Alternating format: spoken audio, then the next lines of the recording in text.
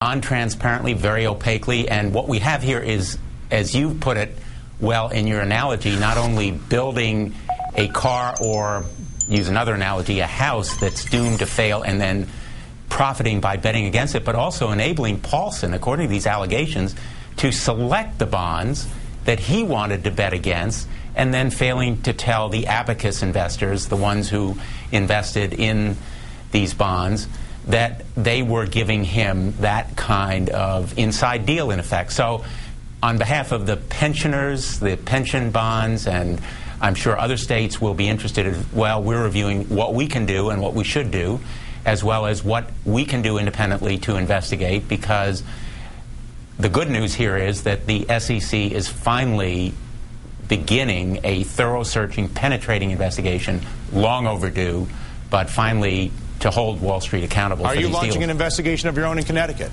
We are reviewing what we can do and considering an investigation. We're not about to announce it at this point, but certainly if our pension funds have been harmed, we will take appropriate action, and there may be other bases to investigate as well. Nomi, you were a managing director at Goldman Sachs. Did you ever, for a client, manufacture a deliberately exploding bond the way that Goldman Sachs is accused of manufacturing one for John Paulson, where basically John Paulson, the hedge fund manager, got to design which pieces of the car he would remove?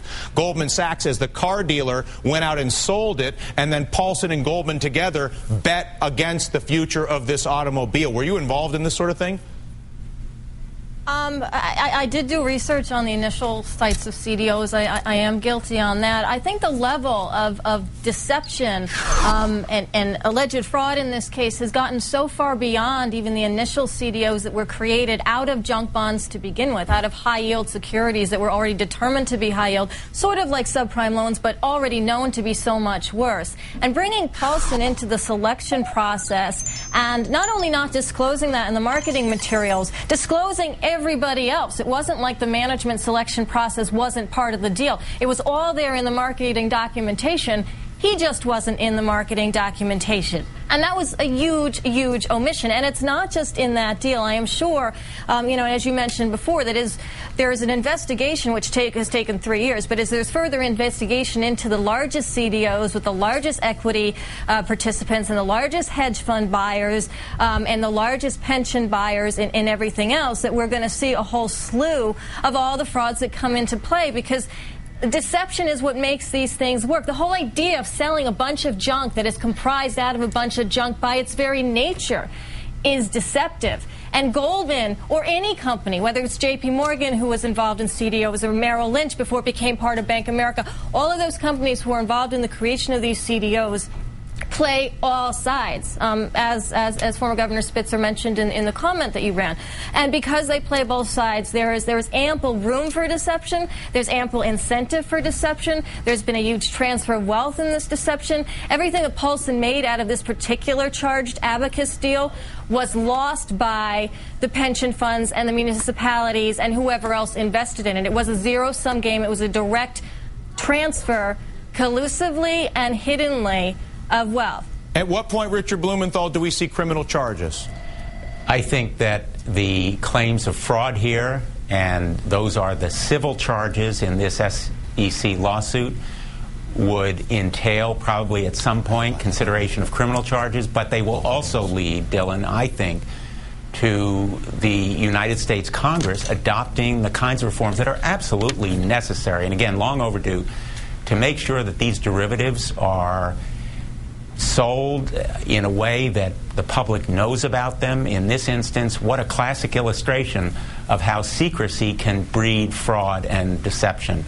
And so I think But it's worse than that. And I'm sorry to interrupt you, but if you look at what they were doing, or what they stand accused of, manufacturing a deliberately exploding bond or car on purpose, John Paulson in the room saying, hey guys, let's design a really fancy red Ferrari, a really high-yield AAA bond, and let's sell it to the teachers' pension fund because they're underwater in their state, so they'll buy anything with a yield.